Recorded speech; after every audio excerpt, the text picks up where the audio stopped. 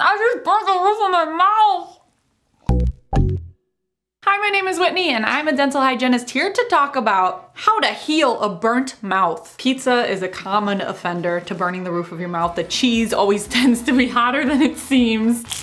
It could get stuck to your mouth longer than other foods and burn you more easily. Coffee is another good one, hot chocolate, what have you. Hot beverages can oftentimes burn the tongue pretty badly as well. So of course, the best way to prevent a burnt tongue or a burnt mouth is to simply take your time when you're about to eat or drink. If the food is hot, test it first. It sounds simple, but we all forget to do that when we're excited to indulge in a yummy treat.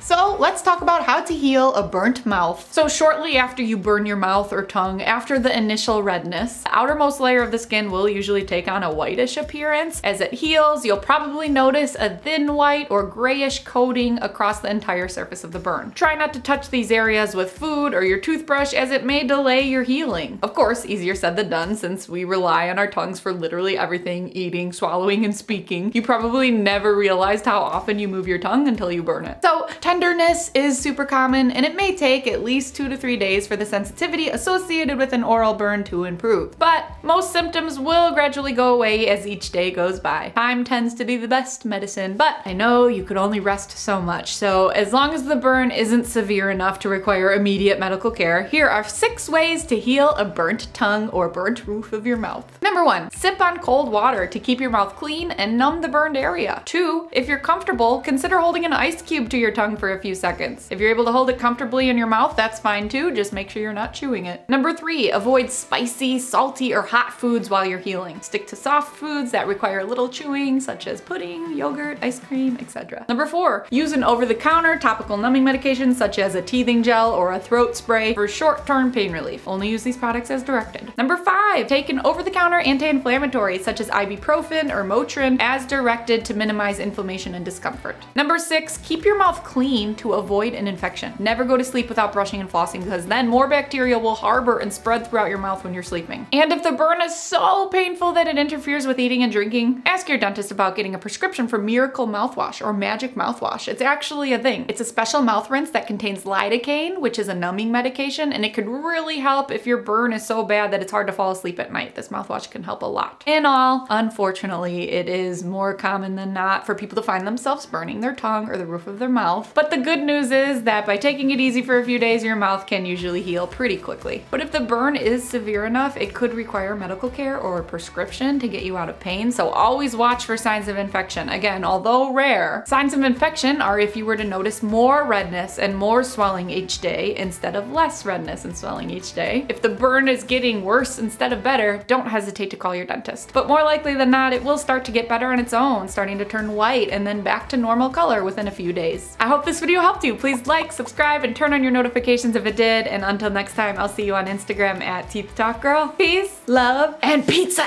And tea.